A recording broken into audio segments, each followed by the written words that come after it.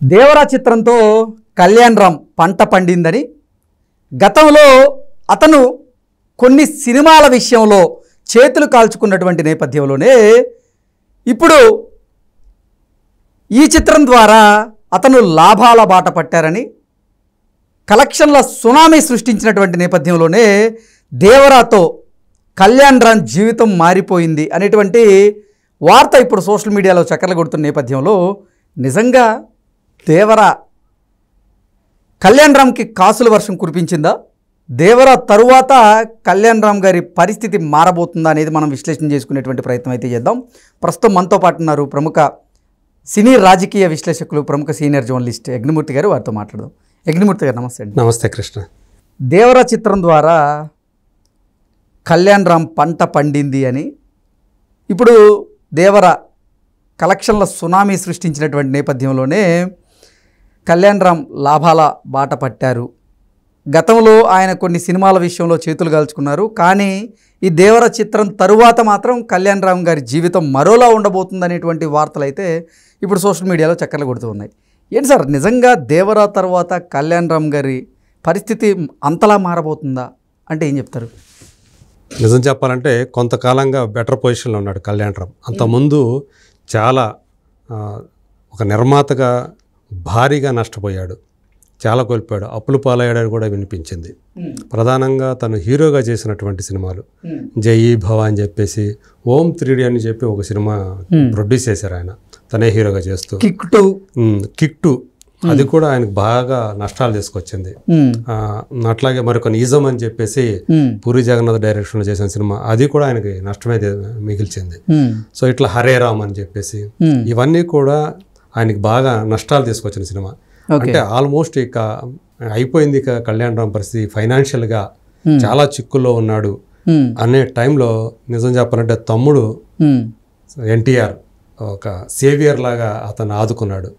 So అప్పుడు jail అవకుశ అనే cinema, so NTR ఆర్ట్స్లో వచ్చినటువంటి ఆ సినిమా, సో ఆయనకి అంటే చాలా తక్కువ ఖర్చుతోటి, అప్పట్లో ఏంటంటే చాలా మంది అసలు చుట్టేశారు సినిమాని అని కూడా అన్నారు. ప్రొడక్షన్ వాల్యూస్ కూడా అంత క్వాలిటీగా అనిపించవు ఆ సినిమాలో, కానీ మొత్తం సినిమానంతా తన భుజాల మీద మోసుకొని అందులో మళ్ళీ విలన్ క్యారెక్టర్ చేస్తూ ట్రిపుల్ రోల్ చేస్తూ, ఆ ట్రిపుల్ రోల్ ఒకటి విలన్ రోల్, సో రావణుడి లాగా, సో అసుర అనే క్యారెక్టర్ చేసి, సో అందరినీ కూడా మెస్మరైజ్ చేసి తన నటనతోటి ఆ సినిమాని పెద్ద హిట్ అవటానికి కారణమయ్యాడు.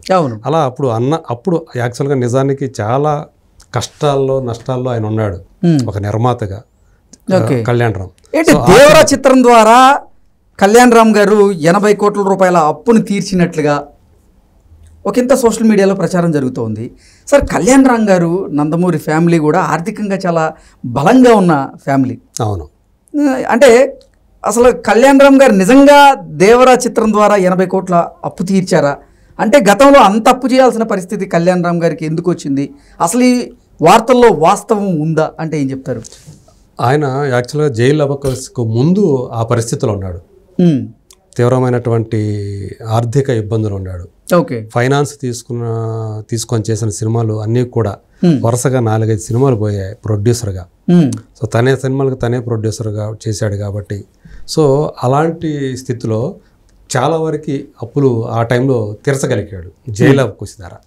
ఆ తర్వాత బింబిసార తోటి ఒక పెద్ద ప్రొడక్షన్ పరంగా కూడా చాలా ఖర్చు పెట్టాడు ఆయనకి. అయితే అవన్నీ వచ్చాయి. సో ఏవైతే పాత కొన్ని ఉంటాయో, ఆ వడ్డీలు ఏవైతే ఉన్నాయో అవి ఇంకా కొంతవరకు ఉన్నాయి, కానీ 80 కోట్లు ఇవి కాదు. సో ఆ స్థాయిలో లేదు. సో ఎప్పుడైతే జైలు అవకాశ చేశారో అప్పటి నుంచి ఆయన బెటర్ పొజిషన్కే వచ్చారని చెప్పాలి.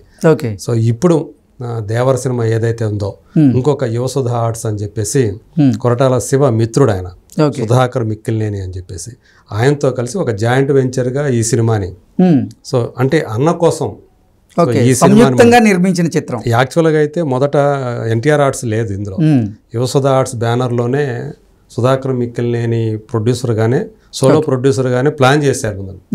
కానీ తర్వాత ఎన్టీఆర్ గారి చొరవ వల్ల సో మళ్ళీ నందమూరి కళ్యాణ్ రామ్ మరో నిర్మాతగా ఇందులో జాయిన్ అయ్యారు. సో అది ఏ రేషియోలో అయ్యారు ఏంటి, 50-50 లేకపోతే ఇంకేదైనా రేషియో మార్పు ఉందా అనేది ఇంకా సమాచారం లేదు. కానీ బట్ ఈ సినిమాతోటి కళ్యాణ్ రామ్ గారికి కూడా మంచి లాభాలు అందాయి. సో థియేట్రికల్గా అలాగే ఓటీటీ పరంగా శాటిలైట్ పరంగా ఓటీటీకి చాలా మంచి ప్రైస్ వచ్చింది దీనికి. ఓకే. సో ఆల్మోస్ట్ థియేటర్ రిలీజ్కి ఎంత అయిందో ప్రీ బిజినెస్ ఆ స్థాయిలో అంటే 150 కోట్ల పైనే అయింది. సో 150 కోట్లు ఆ పైన అయింది అని చెప్పేసి మనకు అందుతున్న సమాచారం. డిజిటల్ రైట్స్ అన్ని కలిపి కూడా థియేట్రికల్ రైట్స్కి మించి వచ్చాయి. ఓకే. సో దాంతో చాలా వరకు అంటే ఇప్పటికే థియేటర్లో బ్రేక్ ఈవెన్ అయిపోయి లాభాలు దండుకుంటున్నారు. సో కాకపోతే ఏంటంటే దసరా సెలవులు ఏవైతే ఫెచ్చింగ్ అవుతాయి అనుకున్నారో అది కావట్లేదు. ఓకే. సో నార్త్ అమెరికాలో చూసుకుంటే ఆల్మోస్ట్ ఇక ఏదైతే షేర్ ఏదైతే ఉందో అది డ్రై అయిపోయిందని చెప్పి వినిపిస్తుంది. అంటే రావాల్సినంత వచ్చేసింది. ఇక అంటే మీరు చెప్తున్నట్లుగా కళ్యాణ్ రామ్ గారు గతంలో నిర్మించిన చిత్రాలకు సంబంధించినటువంటి వడ్డీ ఏదైతే ఉందో అది ఈ సినిమాతో బ్యాలెన్స్ అయిపోయింది. ఈ సినిమా తర్వాత అయితే నిజంగా కళ్యాణ్ రామ్ గారి జీవితం మారిపోబోతుందా? అవును, అప్పుడు అనుకుని ఆయన బింబిసార 2 కూడా చేయబోతున్నాడు కదా. సో అంటే ఆ కాన్ఫిడెన్స్ అంతా కూడా ఈయన జూనియర్ ఎన్టీఆర్ ఇచ్చింది అదంతా కూడా. ఓకే. సో నేనుండాను, నువ్వు చేసుకుని నువ్వు చేయాల్సింది అని చెప్పేసి అండగా ఉంటూ సో సినిమాలు చేస్తూ సో తను పెట్టకుండా తన అన్న బ్యానర్లో. ఓకే. సో ఎన్టీఆర్ ఆర్ట్స్ అనేది నందమూరి కళ్యాణ్ రామ్ పెట్టుకున్నదే. సో అది ఆయన బావమరిది చూస్తుంటాడు హరికృష్ణ. ఓకే. ఆయన పేరు కూడా హరికృష్ణ, బావమరిది పేరు కూడా కళ్యాణ్ రామ్ బావమరిది. సో తను అన్నీ కూడా దగ్గరుండి ప్రొడక్షన్ అంతా వ్యవహారాలన్నీ కూడా ఎన్టీఆర్ ఆర్ట్స్ తరపున ఆయన చూస్తూ ఉంటాడు. ఇక్కడ ఇంకో ప్రశ్న కూడా ఉంది సార్. అంటే సక్సెస్ మీట్లో ఎన్టీఆర్ గారు మాట్లాడుతూ ఎవరేమనుకున్నా ఎన్టీఆర్ ఆర్ట్స్కి పిల్లర్ వచ్చేసి హరి గారు అంటూ ఆయన పేరు తీసుకురావడం జరిగింది. ఏంటి అంటే ఎందుకు నొక్కి వక్కాయించాడు అక్కడ ఎన్టీఆర్ గారు? ఏం జరిగింది అసలు?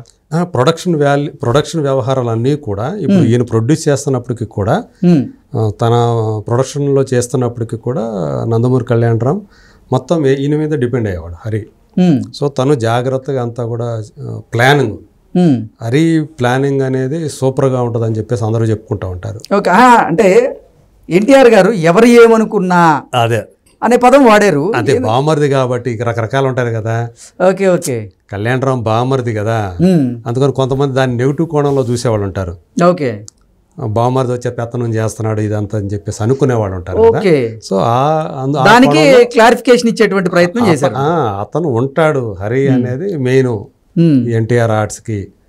హరి అని అతను మెయిన్గా ఉంటాడు అని అతను మీరు అన్నట్టు ఆ నొక్కి వక్కాణించిన కారణం అదే. సో అంటే వేరే వాళ్ళు ఏమనుకున్నా అతని పెత్తనం ఏంది, ఎందుకు అతనికి ఇస్తున్నారు, వీడియో చూసుకోవచ్చు అన్నా కానీ అతను భవిష్యత్తులో ఇంకెప్పుడు హరి గురించి నాకు కంప్లైంట్స్ తీసుకురాకండి అని అనేది కూడా అందులో అంతర్లీనంగా చెప్తున్నట్లే, ఆయన ఇండైరెక్ట్గా చెప్తున్నట్లే. సో అంటే ఆయన మొత్తం ప్రొడక్షన్ అంతా కూడా ఒక ప్లానింగ్ తోటి చక్కగా నిర్వర్తిస్తాడనే పేరైతే ఉంది. ఓకే. సారీ, అలాగే చాలా స్ట్రాంగ్గా కూడా ఉంటాడు ఆయన. సో ఎక్కడ ఖర్చు పెట్టాలి అనే విషయం దగ్గర చాలా ప్లానింగ్తో ఉంటాడు. అనవసరమైన ఖర్చులకు తావివ్వడం అనేది కూడా ఆ విషయంలో మాత్రం కొంచెం స్ట్రాంగ్గా ఉంటాడు. ఓకే. రాను రోజుల్లో కూడా జూనియర్ ఎన్టీఆర్ చేయబోతున్నటువంటి ప్రతి ప్రాజెక్టులో కూడా కళ్యాణ్ రామ్ గారిని అలాగే ఎన్టీఆర్ ఆర్ట్స్ని భాగం చేయబోతున్నారు అవును అనేది కూడా ఒక వార్త సోషల్ మీడియాలో చక్కర్లు కొడుతుంది. అవును, అది నిజమే. అది వార్త ప్రతి చిత్రానికి ఇంకా ఎన్టీఆర్ ఆర్ట్స్ అయితే భాగంగా ఉండబోతుందా అంటే ఏం చెప్తారు? చాలా వరకు ఉండే అవకాశాలు ఉన్నాయి. అంటే రేపు పొద్దున ప్రశాంత్ నీల్తో చేస్తున్న సినిమా ఏదైతే ఉందో అదైతే మనం చెప్పలేం, కానీ బట్ మిగతా అన్నిటి కూడా తను హీరోగా చేసే వాటి అన్నిటికి కూడా సో దీన్ని కూడా ఒక భాగస్వామ్యం చేయాలి ఎన్టీఆర్ ఆర్ట్స్ని. ఓకే. సో అన్న కోసం తమ్ముడు, తమ్ముడు కోసం అన్న అన్నట్టు. అంటే మోరల్గా ఎన్టీఆర్కి సపోర్ట్గా కళ్యాణ్ రామ్ నిలుస్తున్నాడు. అందుకని కళ్యాణ్ రామ్కి ఆర్థికంగా తన సపోర్ట్గా నిలవాలని జూనియర్ ఎన్టీఆర్ నిర్ణయించుకున్నాడని చెప్పి ఇండస్ట్రీ వాళ్ళు అనుకునే మాట. నిన్న జూనియర్ ఎన్టీఆర్ గారు మాట్లాడుతూ కూడా నా తండ్రిలాగా అవును అంటూ కళ్యాణ్ రామ్ గారిని ప్రస్తావించడం జరిగింది. నిజంగా ఎమోషనల్గా కూడా ఫీల్ అయ్యారు. అవును, అంటే ఒకరినొకరు ఇప్పుడు సపోర్ట్ చేసుకోవాల్సిన పరిస్థితి అయితే ఖచ్చితంగా వాళ్ళిద్దరికి ఉంది కాబట్టి ఒకరినొకరు కూడా సపోర్ట్ చేసుకుంటూ ముందుకు వెళ్తూ ఉన్నారు. అవును, తను కూడా నాన్న అని నేనైతే కళ్యాణ్ రామ్ అయితే ఎన్టీఆర్ని నాన్న అని పిలుస్తాడు.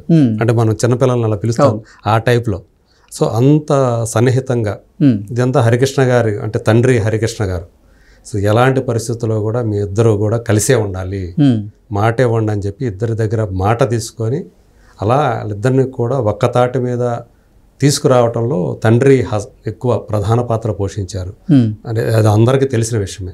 సో ఆయన తండ్రికి కూడా వాళ్ళు మాట ఇచ్చిన ప్రకారమే వాళ్ళిద్దరూ కూడా కలిసికట్టుగా ఉంటున్నారు.